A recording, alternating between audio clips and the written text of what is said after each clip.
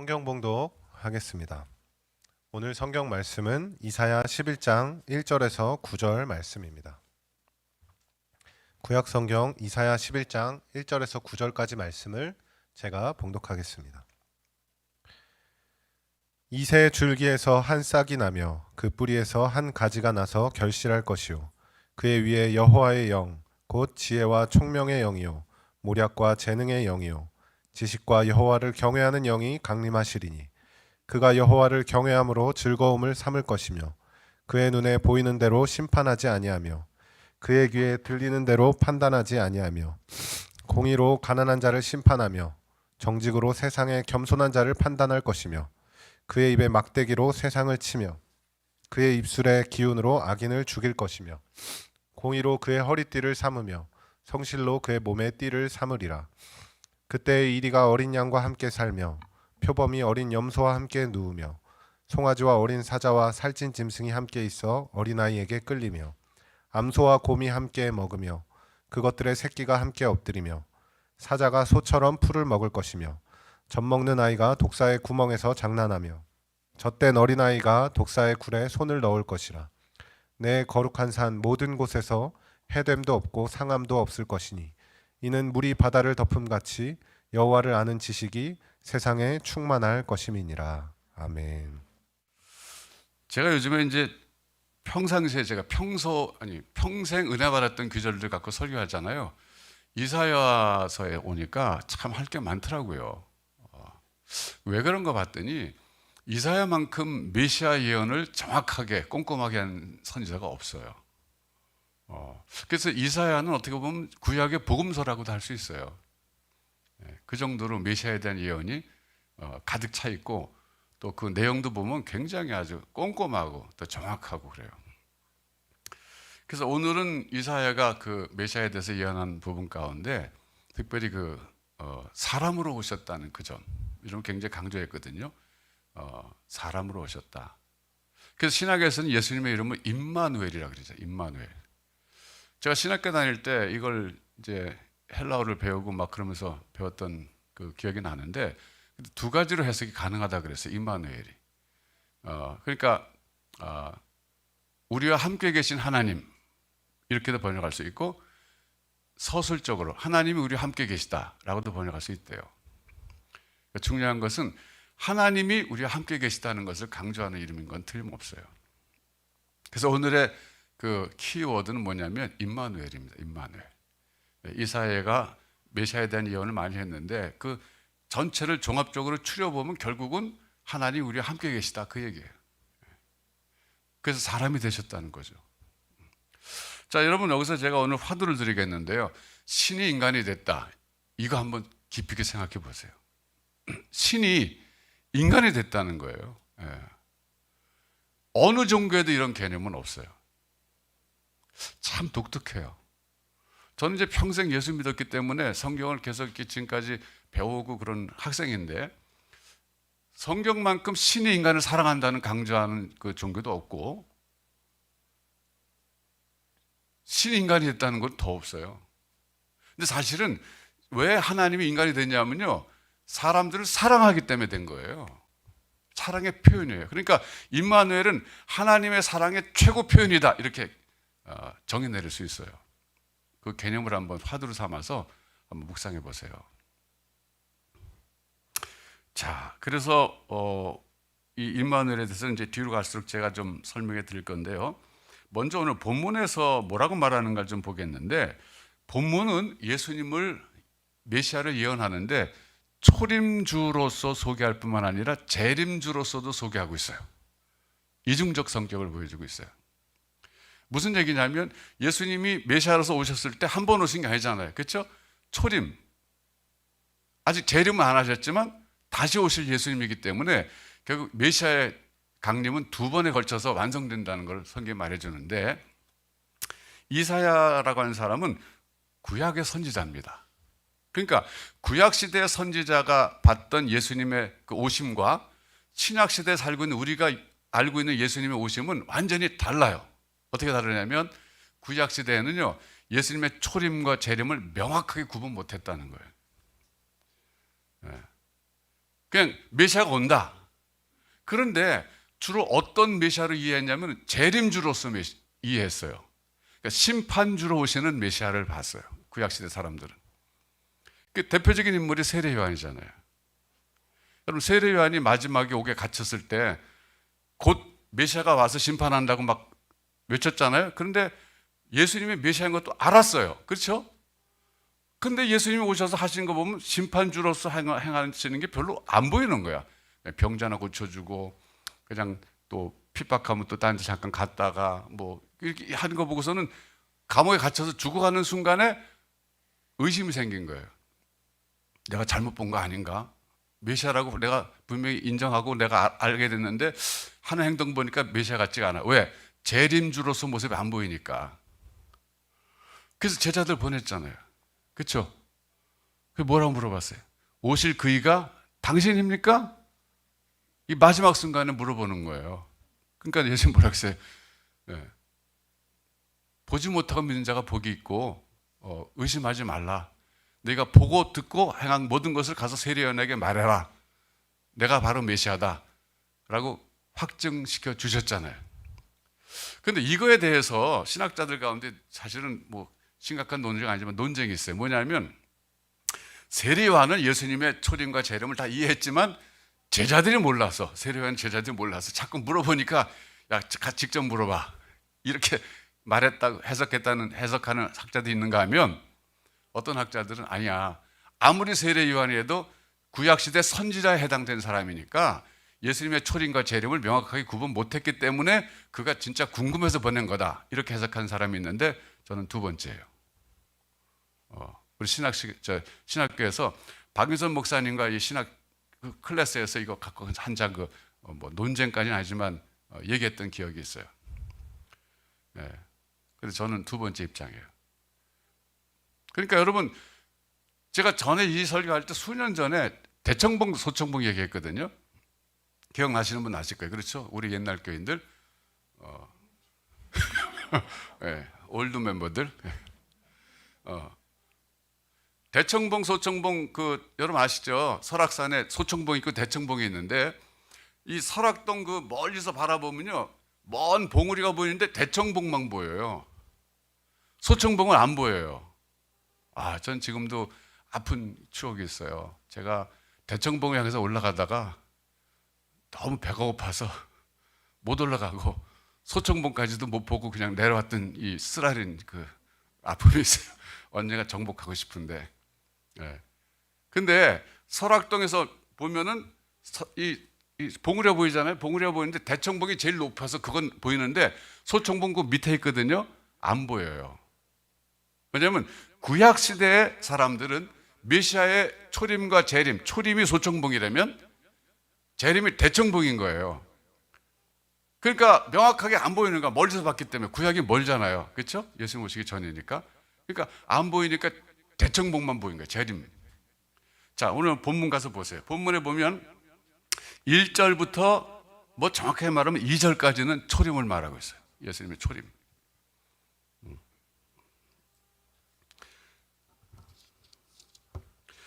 이새 줄기에서 한 싹이 나며 그 뿌리에서 한 가지가 나서 결실할 것이요. 이건 이제 사람으로 오시는데 다윗 혈통을 따라온다. 즉 왕으로 오신다, 그런 얘기예요. 근데 왕 중에서는 겸손한 왕이신 거죠.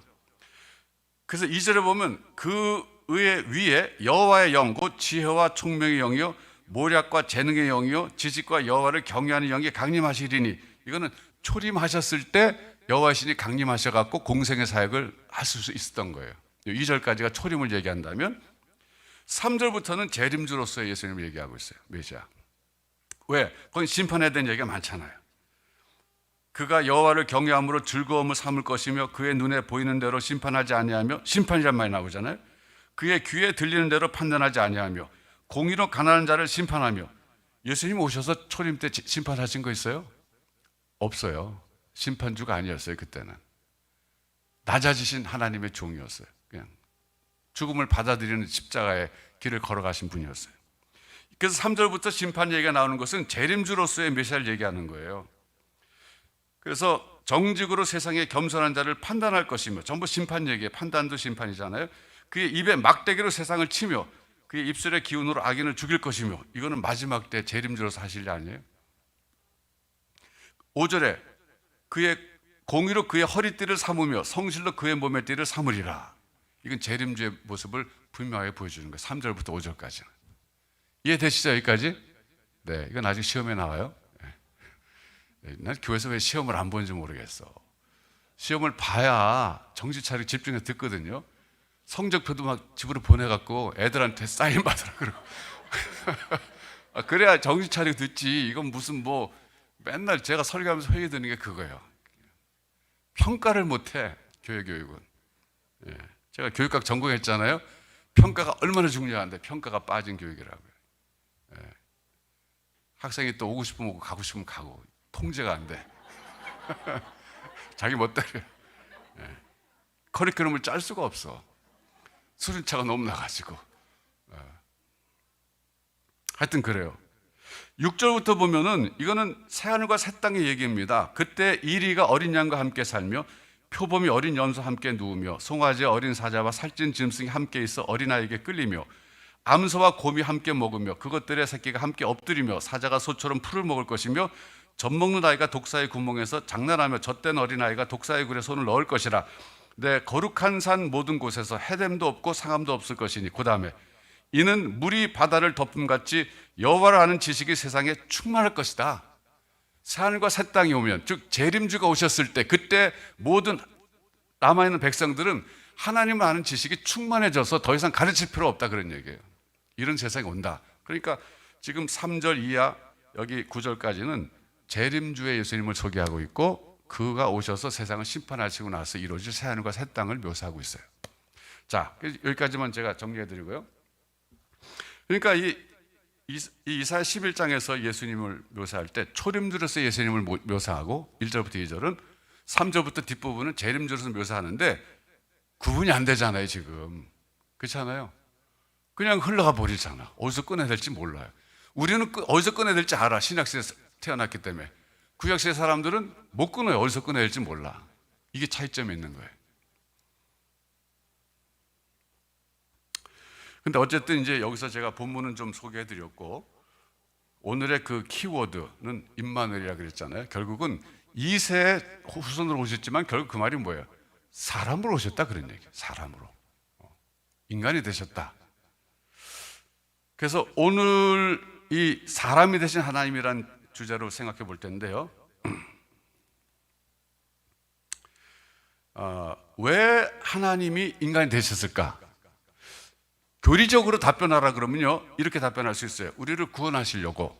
이 답변하면 교리적으로는 100점이에요. 근데 교리적으로만 답변하지 말고, 글쎄 관계적이란 말 쓸까요?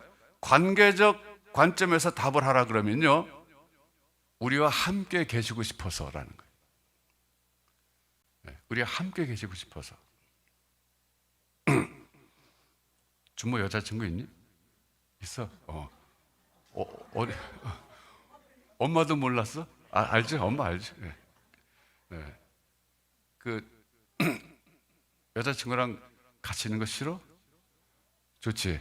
네. 계속 같이 있고 싶지. 네. 그래서 결혼하는 거야. 네. 그러니까 남자 여자가 서로 연애하게 되면요, 같이 있고 싶잖아요. 그 같이 있고 싶어하는 게 사랑이거든요. 그 사랑의 특징이 뭐냐면 같이 있고 싶은 거예요. 결혼한 사람들 다 그래서 결혼한 거 아니에요? 네. 같이 있고 싶어서. 네. 어떤 사람이 그러더라고. 서건 선생님 하실 말씀 해보세요.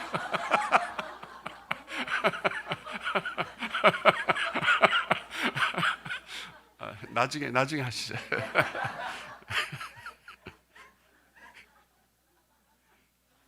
네. 우리 애들도 보면 손자 손녀들 있잖아요. 낮에는 우리랑 잘 놀아요. 잘 때만 되면 엄마 찾더라고. 그래서 그때는 정말 전쟁이에요. 자다가 눈 뜨고 나 엄마한테 가고 싶어. 왜? 같이 있는 게 좋아서. 사랑은 같이 있고 싶어 하는 거예요. 그러니까 하나님이 왜 사람이 되셨나? 뭐 교리적으로 우리를 구원하시려고 그렇게 대답하면 되지만, 보다 다른 차원에서, 관계적 차원에서 대답하라면 우리가 같이 있고 싶어서라는 거예요. 하나님이. 자, 그럼 내가 증거를 대볼게요. 내가 괜히 하는 소리가 아니라 여러분 임마누엘의 역사가 있어요. 오늘 이건 좀 노트하실 필요가 있어요. 임마누엘의 역사. 이거는 처음에 역사 속에서 하나님께서 우리가 함께 계심을 여러 방편들을 통해서 알게 하셨어요. 그 증거 제가 몇 가지 되겠습니다. 첫째가 뭐냐면요. 선악을 알게 하는 나무예요. 보통 우리가 선악과 그러잖아요. 자, 선악과 생각해 봅시다. 저도 어렸을 때 하나님 왜 선악과 만드셔갖고 그거 참 번거롭게 하시고 우리 타락하게 하셔갖고 이렇게 고생시키시나 이런 생각 안 해본 사람 없잖아요. 그렇죠? 근데 적어도 이제 성경 배우고 어성경 배운 사람은 거기서 벗어났잖아요. 안전장치다. 적어도 안전장치. 왜? 하나님이 모든 거 다 먹어도 되고 마음대로 네 마음대로 하라. 그렇지만 왕은 나다 이거잖아요. 내가 주인은 나다. 제가 이 비유를요 전에 한번 이렇게 들어봤어요. 제가 이제 할렐루야 교회 있을 때인데 옛날에 제가 할렐루야 교회 부목사 있었잖아요. 그때 연말이 되면 그 구역장들이 한 뭐 200명인가 됐어요. 구역이 많았으니까 그분들을 그때 당시 63빌딩의 부페가 한국에 거의 처음 생겼을 때예요. 부페라는 게 뭔지 몰랐는데 그냥 음식이 너무 많아서 부페했다 뭐 그랬는데 하여튼 그리고 거기 갔어요. 그러니까 거기 그 최순영 장로님이 회장이시니까 한번 그 내는 거예요 거기. 그래서 200명이 갔는데 저는 정말 눈이 휘둥그레졌어요. 막 음식이 막 몇백 가지가 있는데 이거 뭐 교육자 체면상 막 허겁지겁 먹을 수도 없고 좀 안 먹을 수도 없고 이제 체면 차리고 이제 돌아보는데 너무 많으니까 막 가운데 분수가 올라가고 말이죠. 막 이렇게 그냥 그렇게 음식을 먹는데 나중에 제가 거기서 예화가 생각났어요. 뭐냐 하면 거기를 들어가고 싶은데 돈이 없는 사람이 있었을 때 그 주인이 들어와서 먹어라. 그냥 마음대로 먹어라. 그때 달팽이 요리가 있었어요. 그때 달팽이 요리만은 먹지 마라. 딴 거 다 먹어도 돼. 그거만 먹지 마. 왜? 너 무료로 먹는다는 거 알아야 돼. 그게 투마치예요? 그게 지나친 거야 하나님 요구가. 에덴 동산에 모든 거 다 먹어도 되니까 다 네가 주인이야. 너 마음대로 해. 동물들 잘 보살펴. 단 선악을 알게 나무만 먹지 마. 이게 투마치예요? 아니거든요. 뭐냐면 자기의 정체성을 가르쳐주는 지침이에요. 그걸 볼 때마다 내가 주인이 아니야. 난 지금 무료로 먹는 사람이야. 이거를 알라 그런 거예요. 그건 투마치가 아니잖아요. 그렇죠? 네. 더군다나 그게 또 하나 기능이 있는데 뭐냐면 바로 하나님의 존재를 상징하는 거예요. 그게. 그 볼 때마다 선악을 하게 나무 볼 때 하나님이 계시 참 저거 먹지 말라 그랬어. 왜 먹지 말라 그래? 기분 나쁘게. 이게 아니라 내가 주인이 아니야. 하나님 주인이야. 이거 일깨워 줄 뿐만 아니라 하나님이 살아계시다는 거, 하나님이 함께 하신다는 거, 하나님 지금 계시다는 것을 늘 보여주는 상징물이에요. 그게 얼마나 중요해. 그게. 그리고 뭐예요? 하나님이 함께 계시다. 그거예요. 그것도 구약의 임마누엘, 에덴 동산의 임마누엘이 선악을 알게 하는 나무였다고요. 이해되세요? 네. 두 번째, 구약 광야 이스라엘 백성들에게 하나님 허락하신 성막. 성막을 항상 이동 중에도 진 중앙에 자리를 잡았어요. 센터에. 성막이 보여주는 게 뭐냐면 하나님의 존재예요. 그것도 하나님이 우리 가운데 계시다 이거죠. 우리와 함께 계신다.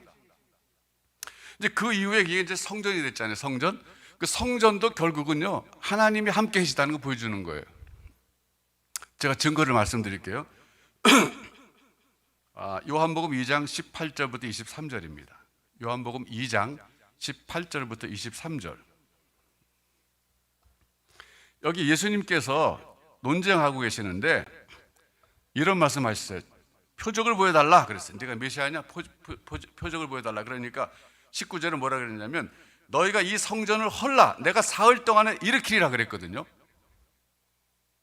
그러니까 바리새인들이 뭐라고 했어요? 아니 46년 동안 지은 성전을 지가 뭔데 사흘 동안에 일으킨다고 그래. 말도 안 돼. 저 거짓말장이다 이랬잖아요. 그렇죠?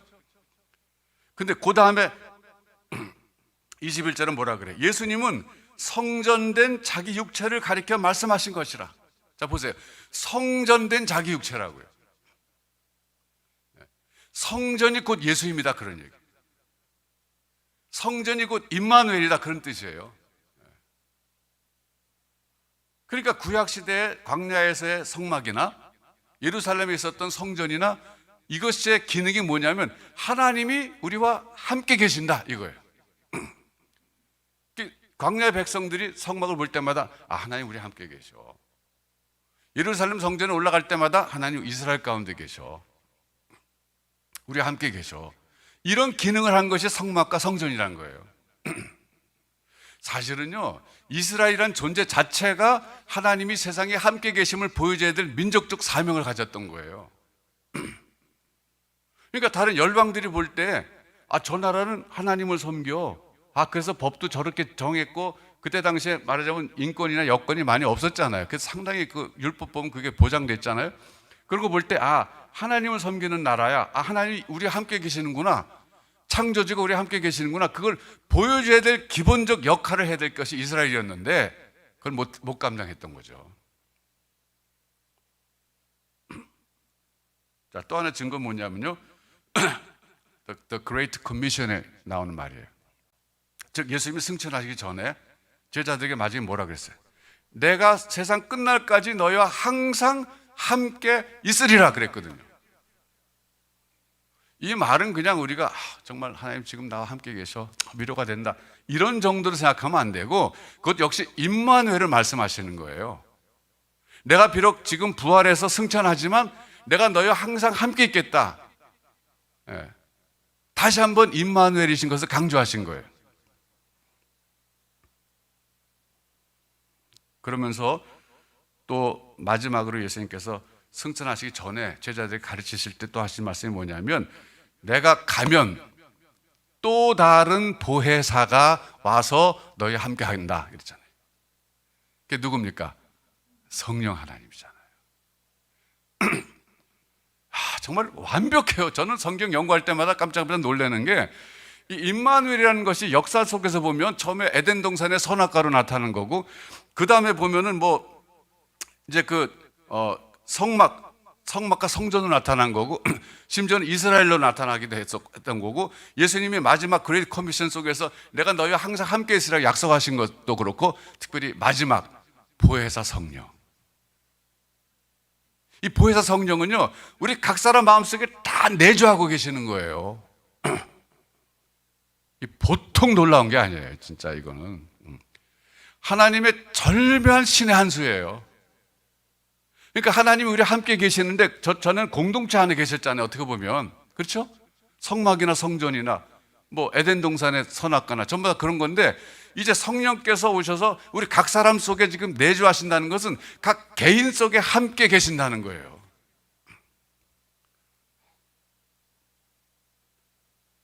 그러니까 어떻게 보면 임마누엘도요 굉장히 발전했다는 거예요.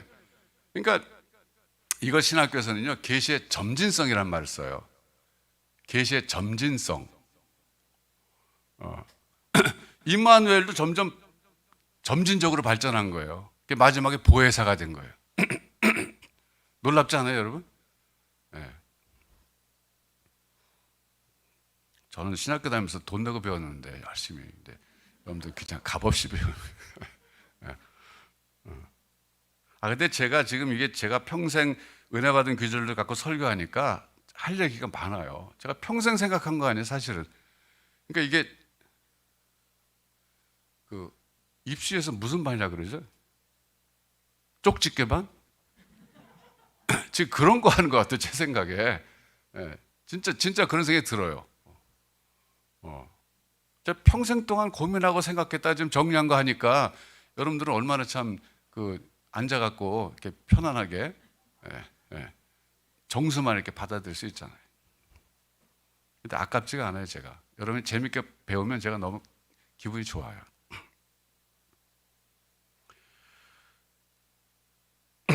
여러분 지금 성령께서 여러분 속에 내주하신다는 것 이것이 임마누엘의 클라이맥스예요.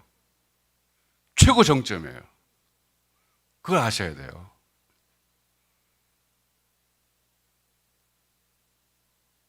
전 무협지를 좋아하거든요. 무협지에 보다 보면 이런 게 있어요. 내공을 제자에게 주는 게 있어요. 자기가 평생 쌓은 내공을 주는 거예요. 김희정 권사님 좋아하죠? 고기가 따끈따끈. 예. 주는데 문제는 내공을 받아들인 애가 그거를 활용을 못해. 예? 맞죠? 그래서 맨날 얻어 터져 어디 가서. 나중에 이제 시간이 가면서 그 내공이 살아나는데 저는 예수 믿는 사람들이 그렇다는 생각이 들어요. 보혜사 성령께서 우리 속에 거하신다는 것이 얼마나 놀라운 사실이고 영적으로 말하면 얼마나 영적 내공을 충분히 받았는데 이걸 누리지 못하는 게 안타깝다는 거예요. 몰라서. 네.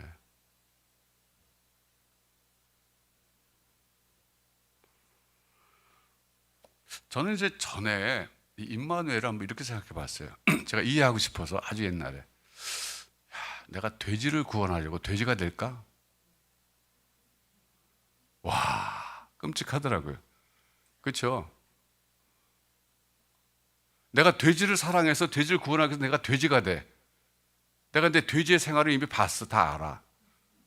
예? 뭘 먹고 뭐 내가 아는 내가 돼지가 돼야 돼. 와, 이거 고민스럽죠. 하나님 너 돼지 되라.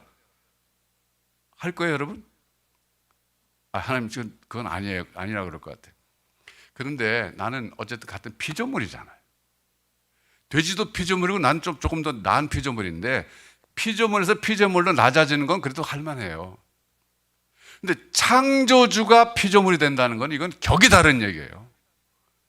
그러니까 예수님이 우리를 구원하시려고 사람이 되셨다는 것은 이건 창조주가 피조물이 된 거거든요.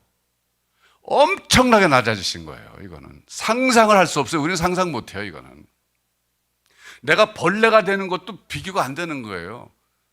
창조주시니까 그분은. 왜? 우리를 사랑하시기 때문에. 교리적으로는 우리를 구원하시려고. 그러니까 구속주로서의 자격 조건이 결국 사람이 돼야 된다는 하나님 어떤 원칙이 있었어요. 하나님 그 원칙 세우신 것도 참 절묘하세요, 사실은.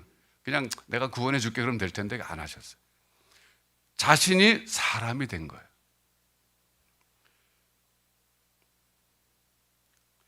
여러분, 우리가 이제 살다가 존경하는 사람들이 있는데 그 사람들의 가운데 정말 사람들을 사랑해서 예를 들면 성육신처럼 그 사람처럼 입장이 된 사람들을 존경합니다. 대표적인 인물이 몰로카이 섬의 데미안 신부예요. 이분은요 1840년에 태어나서 1889년 49살을 일기로 소천하셨는데 벨기에 사람이에요. 이분이 자기 형이 이제 하와이에 신부로 갔는데 장티푸스 걸려갖고 잘 못하니까 자기가 갔어요. 자기도 갔어요. 가서 이제 거기서 서품 받고 그리고 이분이 생활했는데 그때 당시에 1840년 태어났지만 1860년 이때쯤에 하와이 섬에 그렇게 나환자가 많이 생겼대요. 이상하게 집단적으로. 그래서 몰로카이 섬을 딱 지정해서 거기다 갖다 죽으라고 다 몰아놨대요. 이분이 거기 간 거예요. 가서 거기서 열심히 이제 그 환자들 돌보고 막 그러면서 나는 왜 나병에 안 걸릴까 그런 거예요. 그래야 그 사람들도 이해하고 그러니까. 제가 영화를 전에 봤어요. 영화. 그 영화를 봤는데 그 장면이 생각나. 그 배우가 연기를 잘했어요. 어느 날 집에 돌아와서 목욕탕에서 목욕을 하는데 뜨거운 물이 실수로 발에 떨어졌는데 뜨거운 물 못 느끼는 거예요. 그러니까 너무 놀라면서 너무 좋아하는 거예요. 드디어 나도 걸렸다 그러고. 그래가지고서 그분이 그렇게 마지막까지 나 환자를 돌보다가 49세 돌아가셨는데 사진 좀 보여주세요. 좀 약간 사진이 끔찍해요. 예.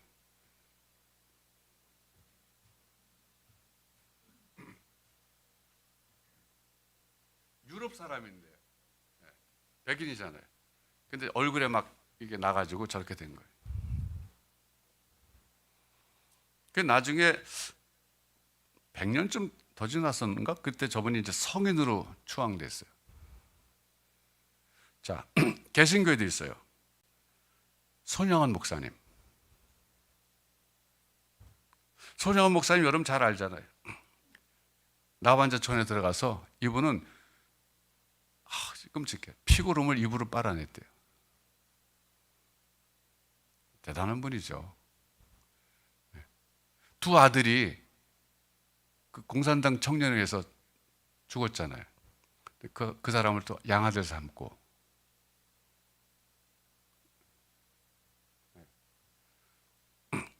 이분은요 48살에 돌아가셨더라고요.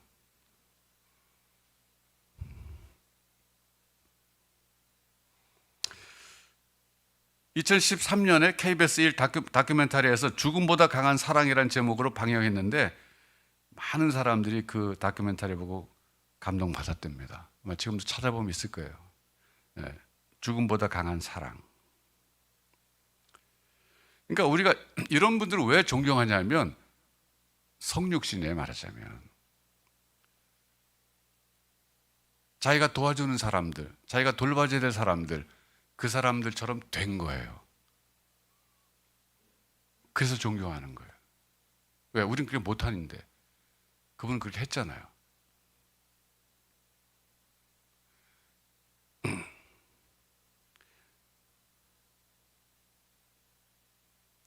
임마누엘은 결국 뭐냐면요, 우리에게 적용하려면 상대방을 이해하고 그 사람을 사랑하기 위해서 그 사람처럼 되는 것인데 이게 너무 어려운 거예요.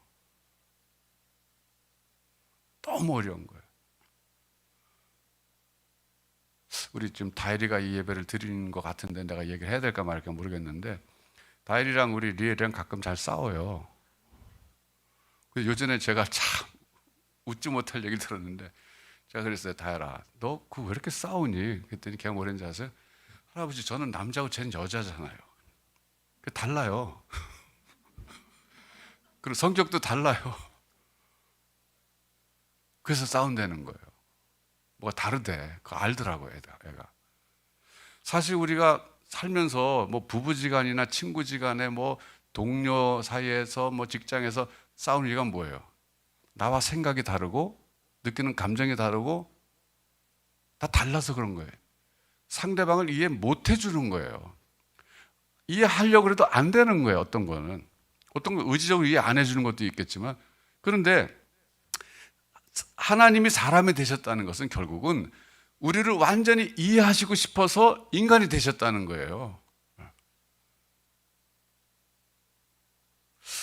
여러분 자, 성경 한번 찾아보겠어요. 히브리서 2장 17절부터 18절입니다. 히브리서 2장 17절부터 18절.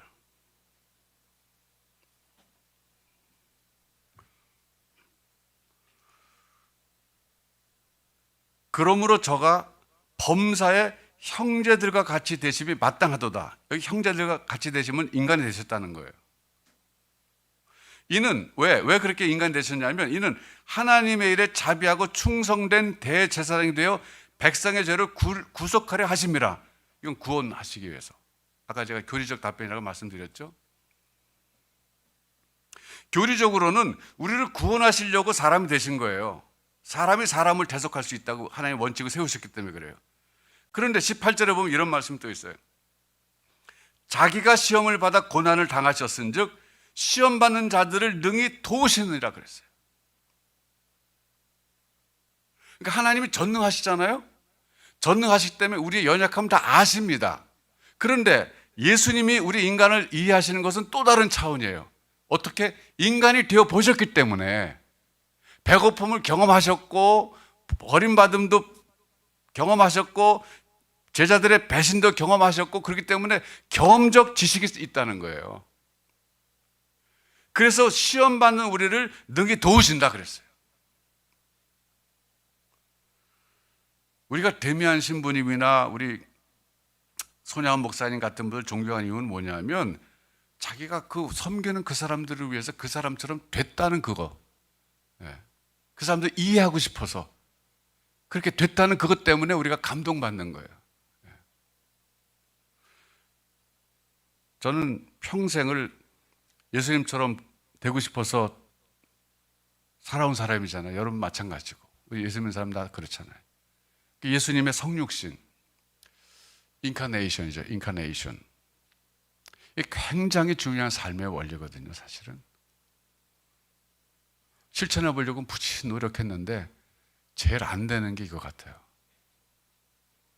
제일 안 돼요. 제가 살면서 정말 이해를 해야 되는데 이해를 못할 때 얼마나 제 자신이 한계를 느끼는지 몰라요.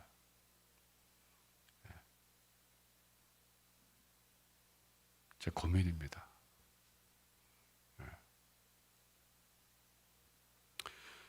여러분, 부부지간에 문제가 있는 것도 결국은 상대방을 내 이해 못하기 때문에 그런 거예요. 우리 그렇게 해야 되는 거 알지만 너무 어려운 거예요. 뭐 이유는 많죠. 여러 가지 이유 대란 많죠. 나는 남자고 여자니까, 뭐 성격이 달라서, 뭐 A형이고 난 B형이니까, 뭐. 예. 근데 우리 교회 보니까 B형 남자들이 A형 여자들 많이 살더라고요. 근데 혈액형이 뭐 맞는지 모르지만 흔히들 그러잖아요. A형은 꼼꼼하고 B형은 적당히 잘하고 그렇게 사업하면 딱 괜찮고. 근데 어쨌든 뭐 혈액형이 다르다, 기질이 다르다, 남자 여자 다 다르다 그러는데, 근데 결국은요, 우리가 정말 추구해야 될 것은 인카네이션, 상대방에 태워주는 거, 그 입장에서 한번 생각해 주는 거. 근데 그게 그렇게 안 돼요.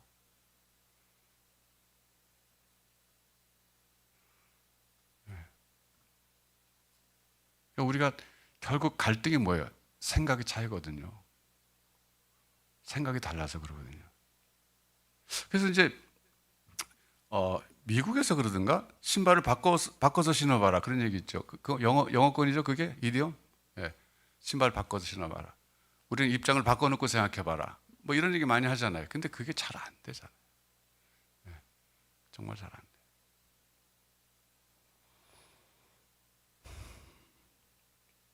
그것만 되면 우리도 좀 괜찮은 사람이 될 수 있는데 그게 안 되는 거예요. 여러분, 제가 허드슨 테일러 얘기 잠깐 해드릴게요. 허드슨 테일러는 영국 사람인데 중국의 유명한 선교사였어요. 근데 이분이 훌륭한 점이 뭐냐면 중국 내지로 들어간 거예요. 전도하러. 그 전까지는 이 중국에 간 선교사들이 외향에서, 항구에서 주로 선교했어요. 안으로 안 들어갔어요. 근데 중국은 안으로 들어갈 사람 많이 만나잖아요. 안 들어갔어요. 근데 이분은 안으로 들어갔어요. 들어가면서 더 놀라운 건 뭐냐면 중국 사람 옷을 입고 중국 사람처럼 변발을 했어요. 청나라 시절이니까 변발. 근데 이제 긴 머리는 없으니까 가짜 가발을 붙였죠. 네. 그 중국 옷을 입었어요. 자, 사진 좀 보여주세요.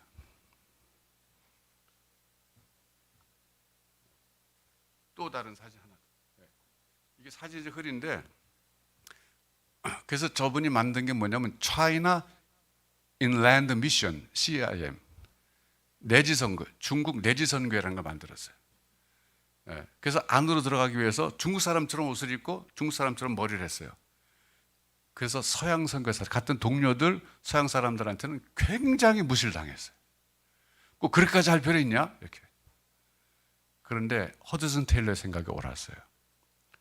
그 CIM 소속된 모든 선교사들은 저렇게 중국 사람 옷을 입고 중국 사람 머리하고 내주로 들어가서 많은 영혼들을 얻었어요. 근데 그 길은 쉽지 않은 길이었어요. 저것도 일종의 인카네이션이었어요. 여러분, 오늘 저는 저와 여러분에게 숙제를 드립니다. 인카네이션, 성육신, 상대방의 입장에 되어보는 거, 진실로 공감해 주는 거.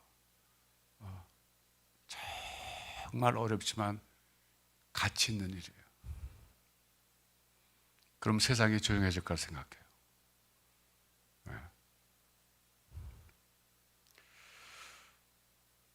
오늘 두 가지를 기억하고 세상으로 나가시기 바라요. 하나는 나를 구원하시기 위해서 하나님이 사람이 되셨다. 구원적 관점에서. 두 번째는요, 예수님이 사람이 되셨기 때문에 나의 연약함을 아시고 내가 시험 당할 때 나의 모든 연약함을 아시기 때문에 나를 도와주시는 분이시다. 이거예요. 이 두 가지 기억하시기 바라요. 보통 우리가 하나님으로부터 힘을 얻는 순간은 그냥 내 구체적인 삶의 문제를 기도했더니 응답 받았을 때 이럴 때거든요. 근데 그거는 뭐 수시로 바뀌는 거예요. 그거보다도 근본적인 기쁨이 있어야 됩니다, 우리에게. 세상에 아무리 거센 파도가 몰려와도 넘어지지 않고 나를 흔들지 못하는 평화가 있어야 되는데 그게 뭐냐면 근본적인 하나님의 사랑을 깨닫는 거예요. 그러니까 나를 사랑하시고 나를 구원하시기 위해서 사람이 되신 우리 예수님. 그분은 지금도 나의 연약함을 다 아시기 때문에, 사람이 되어 보셨기 때문에, 내 연약함을 아시기 때문에 나를 도와주고 계신다. 이 근본적인 이 기쁨의 원천이 있어야 됩니다. 네. 그럴 때 내가 힘이 나는 거예요. 얼마나 많은 어려움이 있습니까? 사실 뭐. 예. 우리 오늘 만나니까 반가워서 웃지만 돌아서면 또 울 일 얼마나 많아요. 예. 속상하고. 특별히 나 자신의 연약함 때문에. 내가 성실하면 될 텐데 이게 안 되기 때문에 정말 그래서 울어야 됩니다. 예. 예수님을 닮는다는 게 그거 아니겠어요? 예수님이 우리를 사랑하셔서 사람이 되신 것처럼 나도 내가 사랑하는 사람을 위해서 그 사람처럼 돼서 입장을 생각해주고 그럴 때 세상에 평화가 오지 않겠어요? 예. 가정의 문제가 해결되지 않겠습니까? 직장이 평화로워지지 않겠습니까? 교회가 조용해지지 않겠습니까? 예. 결국은 우리 각 사람의 인카네이션 숙제. 예수님을 본받읍시다. 예수님처럼 한번 해보십시다. 예. 예. 한번 해보는 거예요. 예. 또 안 될지도 몰라요. 그럼 또 해보는 거예요. 왜? 오늘 또 설교 들었으니까.